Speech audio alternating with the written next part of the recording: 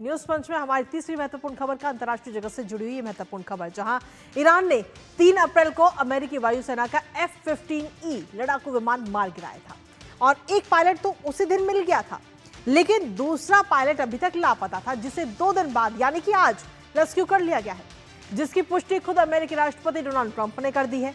अब इस ऑपरेशन को लेकर अमेरिकी राष्ट्रपति ट्रंप ने कहा है कि अमेरिकी सेना ने अमेरिकी इतिहास के सबसे खतरनाक रेस्क्यू ऑपरेशन में से एक को अंजाम दिया।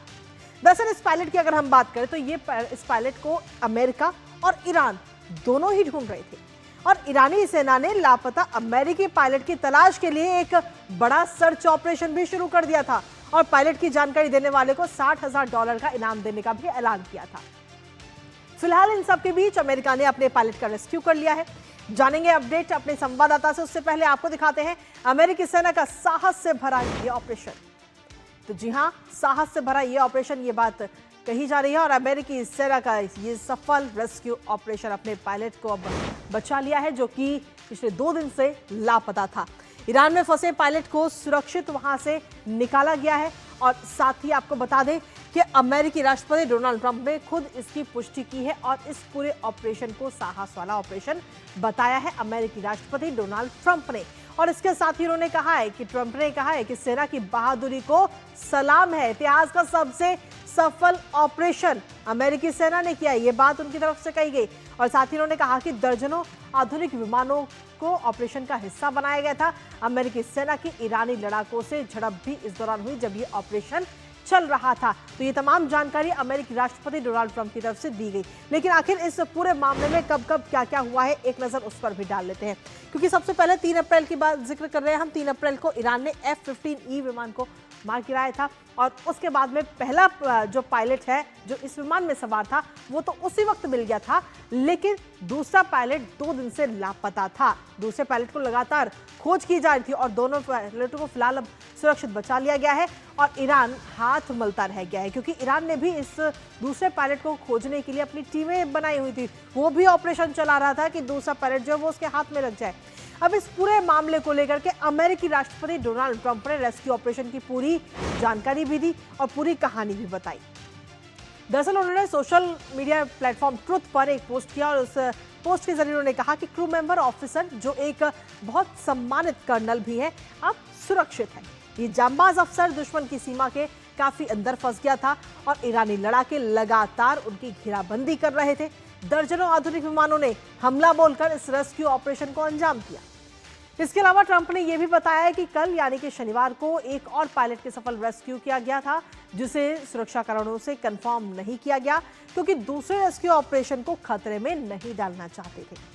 अमेरिकी सेना के इतिहास में यह पहली बार है जब 2 अमेरिकी पायलटों को दुश्मन के इलाके से अलग अलग बचाया गया है। तो ये पूरा जो पोस्ट है ये सोशल मीडिया प्लेटफॉर्म ट्रुथ पर किया गया है अमेरिकी राष्ट्रपति डोनाल्ड ट्रंप की तरफ से।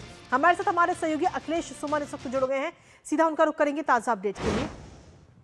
अखिलेश, सीधे तौर पर अगर हम देखिए तो जब ये विमान क्रैश हुआ तो उसके बाद में कई सारी फुटेज भी सामने आई थी और उस फुटेज में हम पायलट को भी देख पा रहे थे, लेकिन जिसके बाद ईरान ने सीधे तौर पर इन पायलटों को ढूंढने के लिए अपनी टीमें लगा दी थी।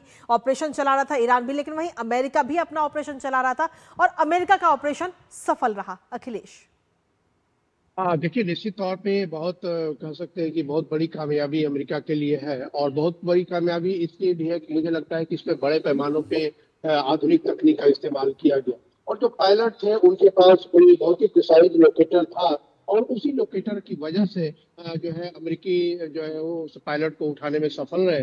क्योंकि देखिए, ईरानी सीमा के अंदर जो गिरा हुआ व्यक्ति है उसे ईरान नहीं पकड़ पाया। उसने इतना बड़ा अवार्ड भी घोषित कर दिया था, उसका ह्यूमन इंटेलिजेंस फेल कर गया, उसका इलाके में जो सभी जगह तैनात रहते हैं, उनका तंत्र तैनात रहता है, उनका नेटवर्क काफी मजबूत माना जाता है, लेकिन फिर भी ईरानियन उसे लोकेट नहीं कर पाए और अमेरिकी जो विमान है उसको लोकेट कर पाए। तो इसका मतलब है कि निश्चित तौर पे कितनी प्रिसाइज तकनीक है, किसी हॉलीवुड फिल्म की तरह लगता है कि जिस तरह चीजें हमने देखा है कि हॉलीवुड फिल्म में किस तरीके से एक ऐसे इलाके से सोल्जर्स को उठाया जाता है जो इलाका पूरी तरह दुश्मनों से घिरा हुआ है, तो बिल्कुल वैसा ही हुआ और मुझे लगता है कि इस पर आने वाले दिनों में जरूर हॉलीवुड फिल्म बनाएगा।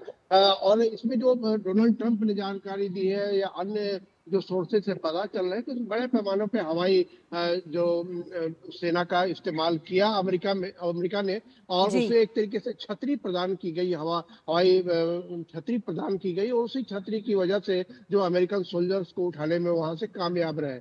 हाँ, हालांकि अमेरिकन सोल्जर्स को निश्चित तौर पे कुछ ना कुछ क्षति हुई है, हम्म। घायल हुए, जिसको कि खुद डोनाल्ड ट्रंप ने कहा है। लेकिन जिस तरीके से ईरानियन सेना भी उधर पहुंच रही थी, नजदीक जी। पहुंच रही थी, और ऐसे में उसके पहले निकाल लेना वहां से एक बड़ी बात है। क्योंकि देखिए, अमेरिका के सामने दो चुनौतियां थी। एक तो चुनौती ये थी कि अगर वो मारे जाते हैं, वो जो हम्म। अमेरिकी सोल्जर है, तो निश्चित तौर पे एक अमेरिका के लिए काफी परेशानी का सबक था उसके लाश को, अवशेष को बाहर निकालना। और दूसरा, अगर बिल्कुल। वो जिंदा पकड़ा जाता है ईरान की सेना द्वारा, तो एक बहुत बड़ी जो खुफिया कामयाबी जो ईरान को मिल सकती थी, कि उसके माध्यम से सूचनाएं ली जा सकती थी, और उसके अलावा वो एक बार्गेनिंग चिप बनता ईरान के लिए, एक नया बार्गेनिंग चिप बनता। जिस तरीके से स्ट्रेट ऑफ हार्मोज अभी बार्गेनिंग चिप बना हुआ है, जी। उसी तरह से ये सैनिक भी बन जाते हैं।